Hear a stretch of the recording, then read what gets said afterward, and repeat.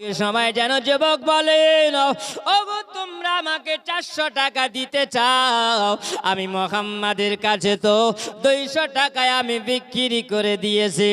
বাবাজিরা আমার শোনা মানে এই সময় পিছনে যুবক কথা বলতে আসে না, আর আমার নবী যেন সব কর্ণপাত করছেন, জোরে বলেন। আমার নবী যেন সব শুনতে আছেন।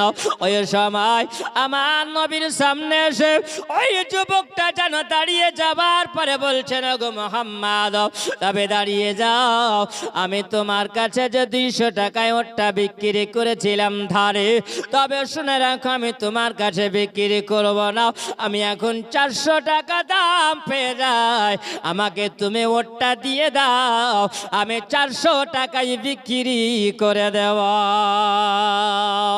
ওই সময় আমার নবী যেন বলতে আছেন, ওরে যুবক বলে শোন, জবান যদি তুমি পাল্টাও তাহলে তো এটা হবে না, কারণ আমি নবী এখন আমার তোমার ওটের লাগামটা আমার হাতে আছে, আমি তো তোমার কাছে কিনে নিয়েছি, এটাই হলো পার্থক্য। বলো শোনো, আমি তোমাকে ওটা দিতে পারবো না।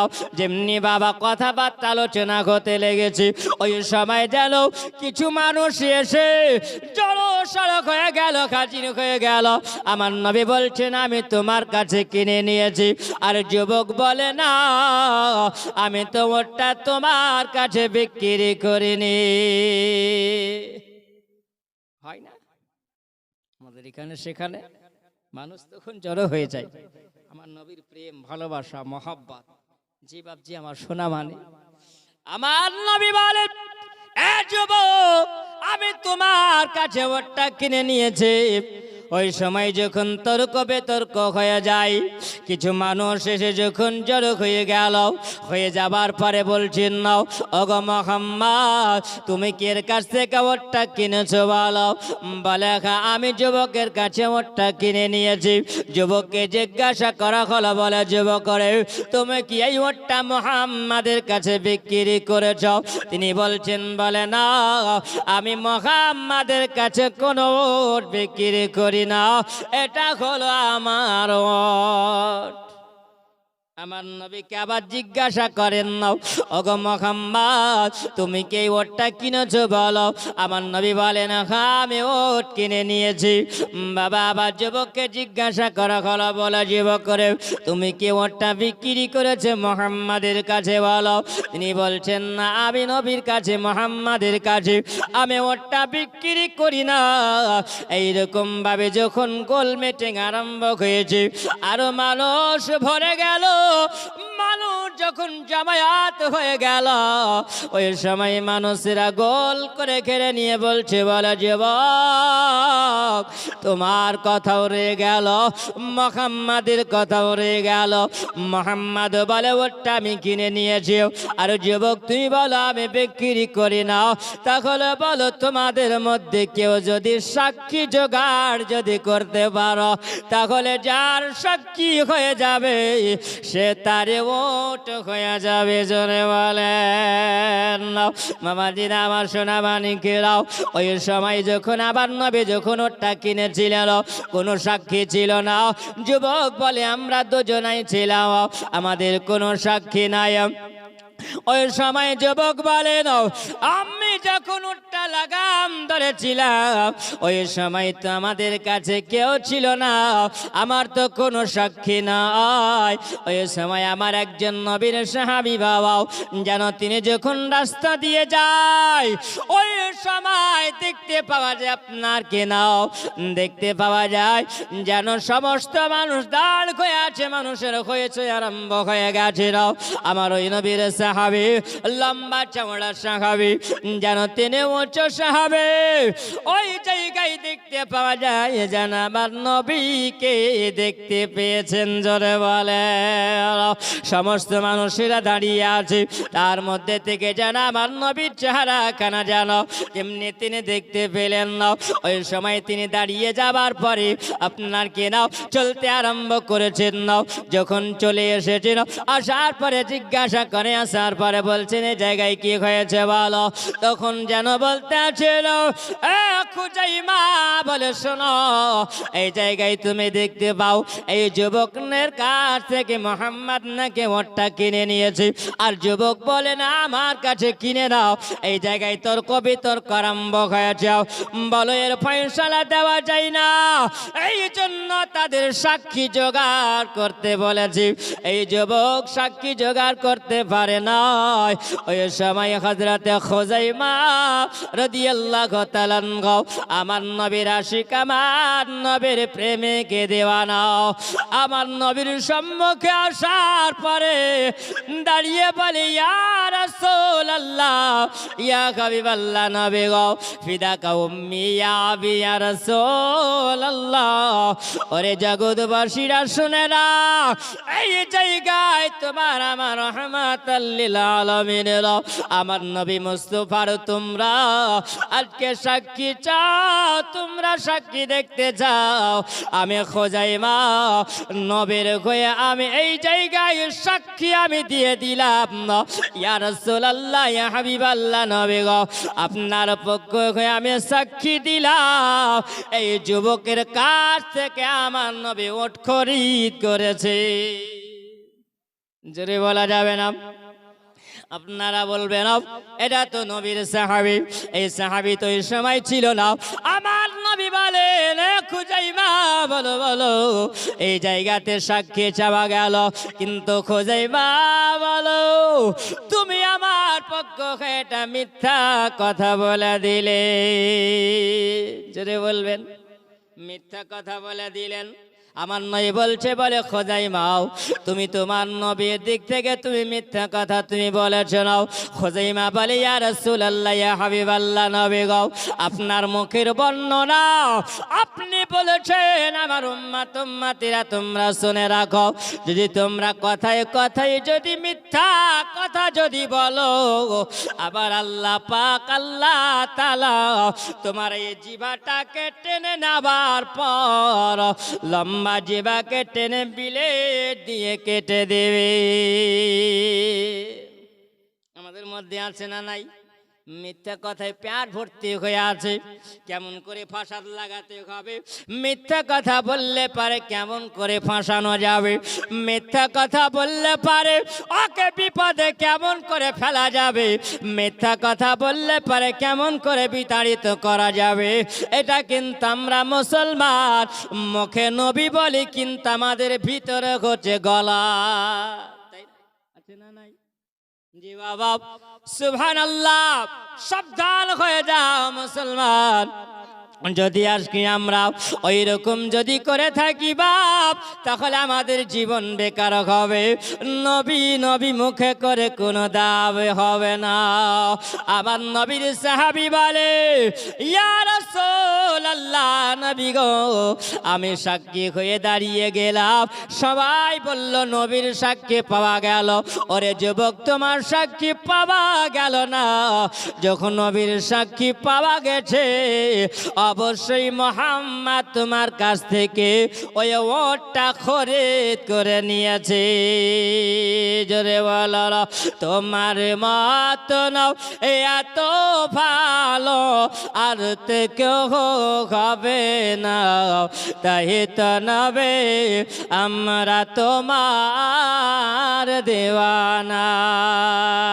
জোরে বলো তোমার মত নাও এত ভালো, তোমার মহত্ব এত ভালো আর তো কেউ হবে না, তাই তো নবে আমরা তোমার দেওয়ানা গো, তাই তো নবে আমরা তোমার দেওয়ানা। আল্লাহুম্মা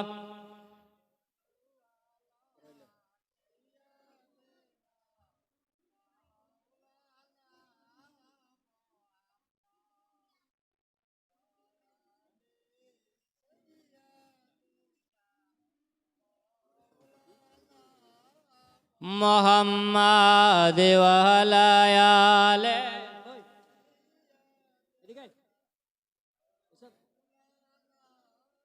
মুহাম্মাদ ওয়া আলা আলে সাইয়্যিদ।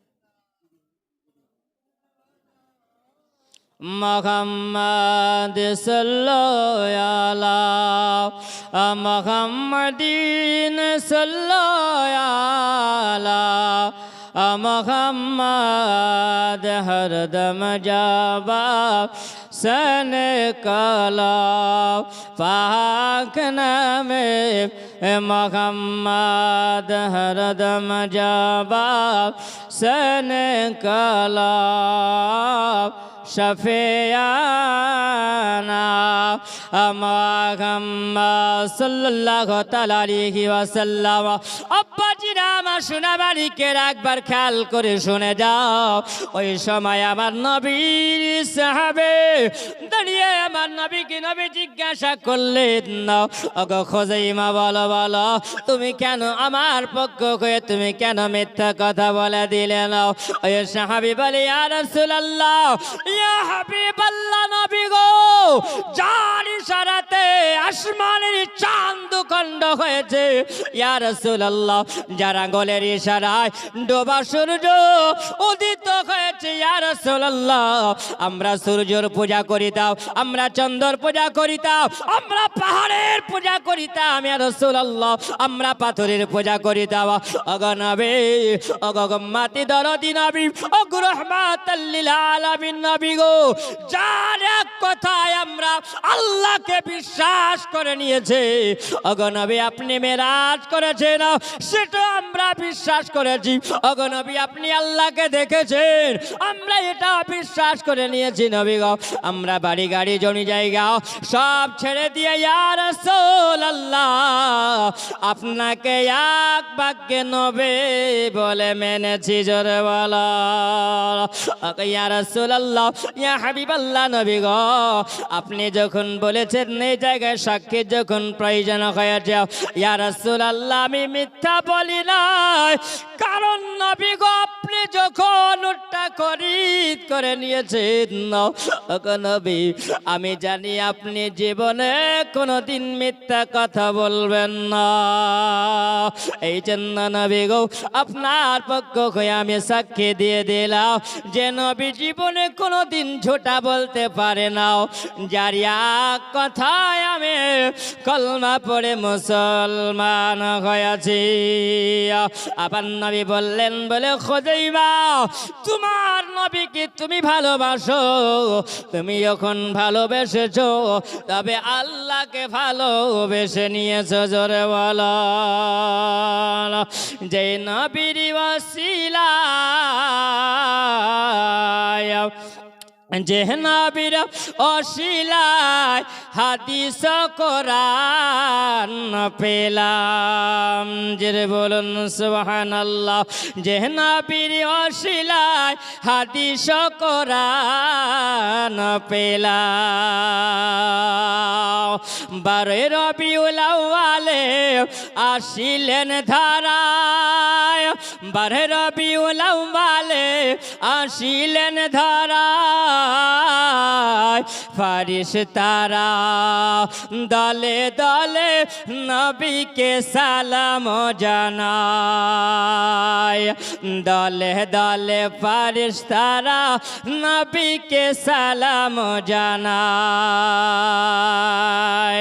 যে নবীর ওসিলায়, যে নবীর ওসিলায় হাদিস কোরআন পেলাম, সে নবীর মহাবতে, সে নবীর মহাবতে খোদা মিলে যায়, জোরে বলেন আম্মা জিরা আমার সোনা মানিকেরা।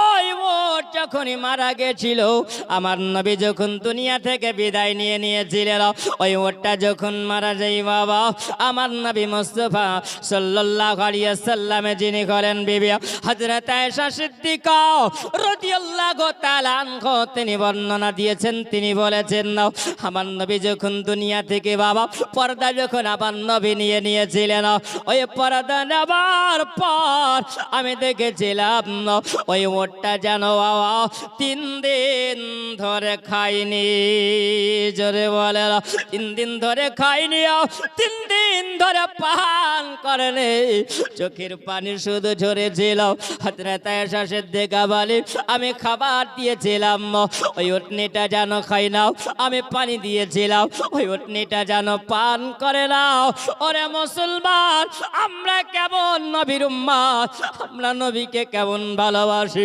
এই উটনিটা দেখো আমার নবীকে কত ভালোবাসে আমার নবীকে কত মহব্বত করে আয়েশা সিদ্দিকা বলে নাও 3 দিন পরে দেখা গেল ওই উটনিটা যেন না খেয়ে না পান করে আমার নবীর শোকে আমার নবীর মহব্বতে মারা গিয়েছে হযরত আয়েশা সিদ্দিকা তিনি বলেন না ইয়া রাসূলুল্লাহ নবী গো আপনাকে আল্লাহ পাক এই পৃথিবীতে আল্লাহ রহমত করে আল্লাহ পাক আপনাকে পাঠিয়েছিল ওগো নবী আপনি হলেন দোনো জাহানের রহমাতাল লিল আলামিন ওগো নবী আপনাকে অবলা জানোয়ারে এত ভালোবাসে নবী গো আপনার এই উটনিটা যেন 3 দিন ধরে না খেয়ে মারা গেল যেমনি বাবা মরে যাওয়া হযরত আয়েশা সিদ্দিকা বলেন না আমি নবীর সাহাবীদেরকে যখন খবর দিয়ে দিলাম যেমনি নবীর সাহাবীদেরকে খবর দিয়ে দেওয়া সময় যেমনি নবীর সাহাবীকে খবর যেমনি দিয়েছে হযরত আয়েশা সিদ্দিকা বললেন তোমরা এক কাজ করো এমন একটা জমিন তোমরা খোদন করে দাও কথার জন্য একটা কবর লম্বা করে তোমরা খুঁড়ে দাও যেমনি বাবা কবরটাকে খুঁড়া যখন কমপ্লিট খাওয়া হলো ওই সময় উটনিটাকে ধরে নিয়ে গেল সাহাবীরা যেন সুন্দর করে যেন ঢেকে দিল যেমনি ঢেকে দেওয়া আমার হযরত আয়েশা সিদ্দিকা তিনি বলতে আছেন না একদিন হয়ে যায় 1 সপ্তাহ যখন গুজরে গেছে যেমনি 1 সপ্তাহ গুজরে যাবা হযরত আয়েশা সিদ্দিকা তিনি বলেন না আমি ওই রাত্রি বেলায় যেন স্বপ্নে দেখতে পাই যে উটের উপরে আমার রহমাতুল লিল আলামিন আমার দয়ার নবী গো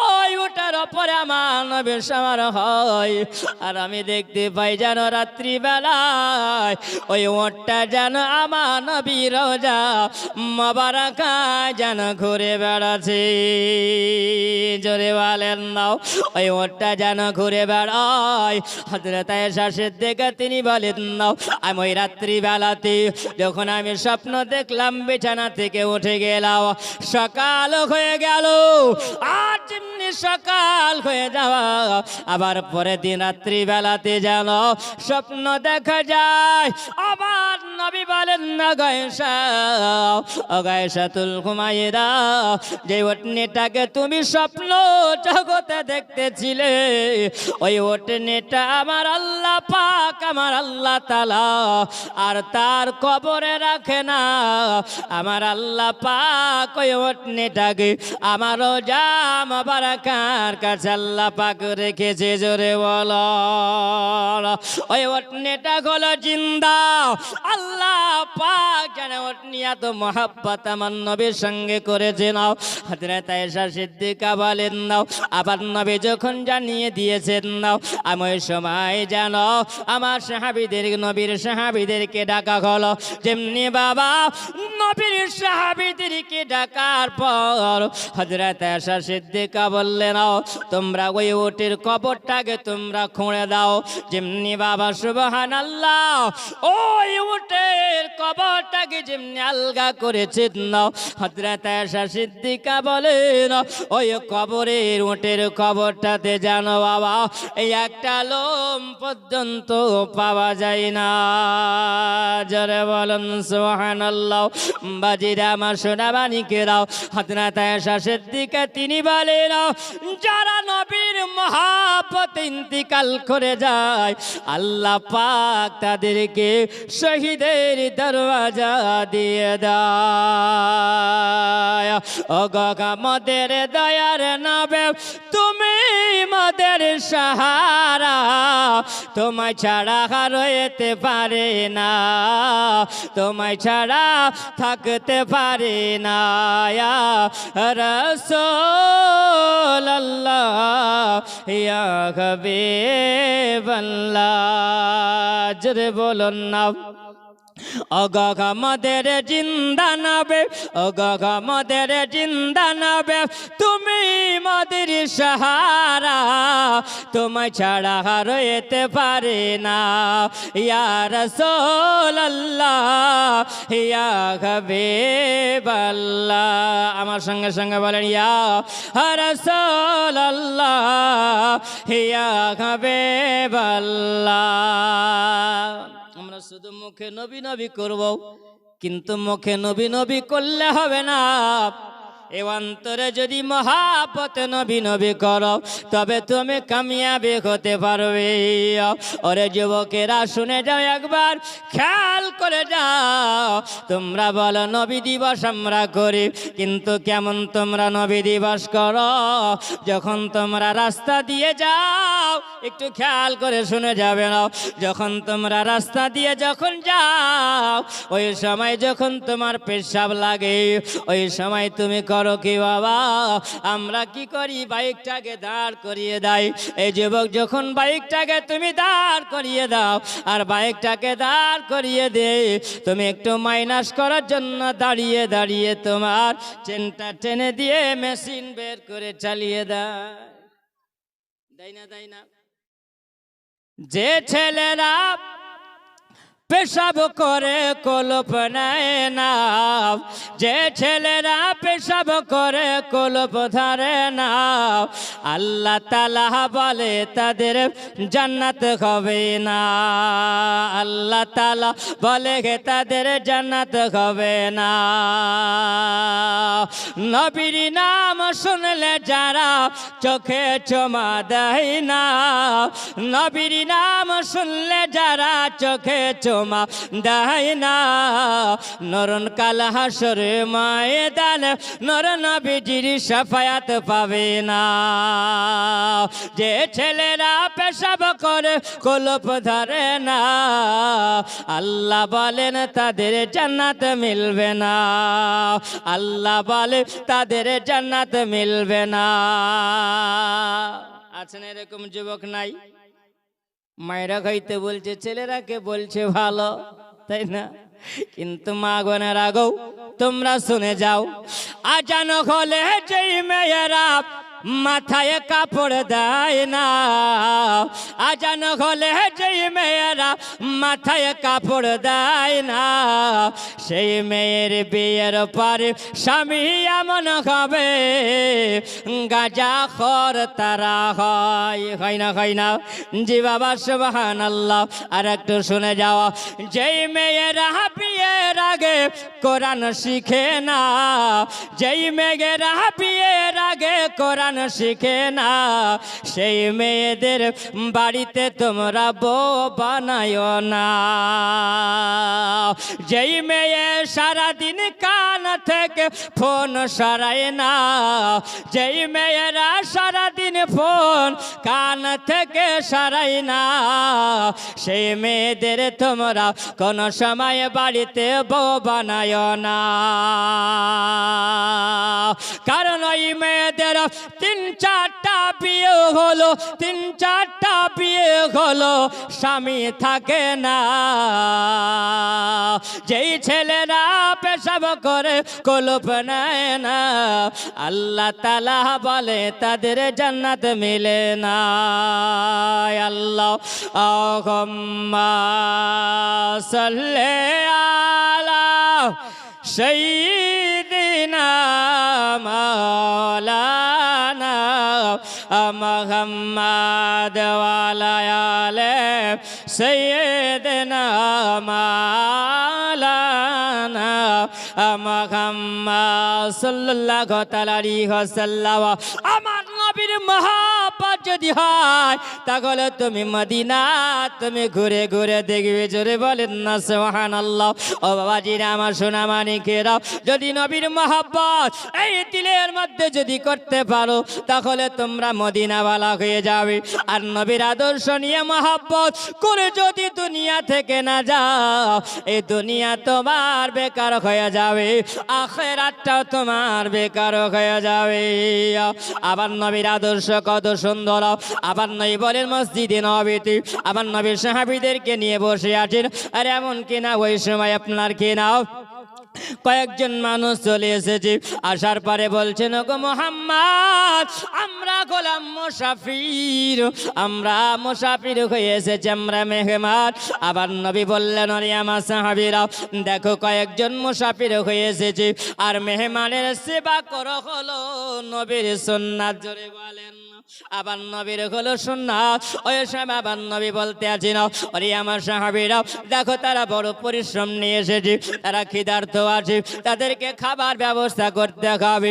একজন সাহাবীকে তো দেওয়া যাবে না, তবে শুনে রাখো, তোমরা কাম করো, একজনকে তোমরা তোমরা নিয়ে নাও।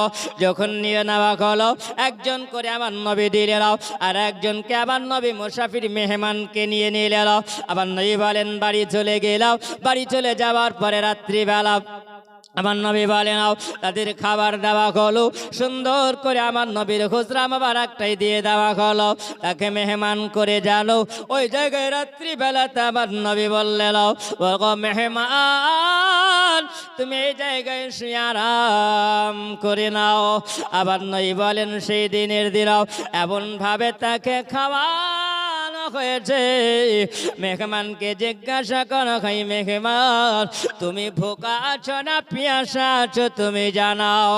তুমি যদি ভোকা থাকো, আমি নবী এটা সহ্য করতে পারবো না। জোরে বলো। আবার নবীকে আল্লাহ পাক এই পৃথিবীতে আমার নবীকে আল্লাহ রহমত করে আল্লাহ পাঠিয়েছিল, আর জগৎকে শিক্ষা দিবে। নবীর শিক্ষায় যদি তুমি শিক্ষা নিতে পারো, এই জন্য আল্লাহ পাক আমার নবীকে মানবতার কল্যাণের জন্য আল্লাহ পৃথিবীতে পাঠিয়েছে। জোরে বলো।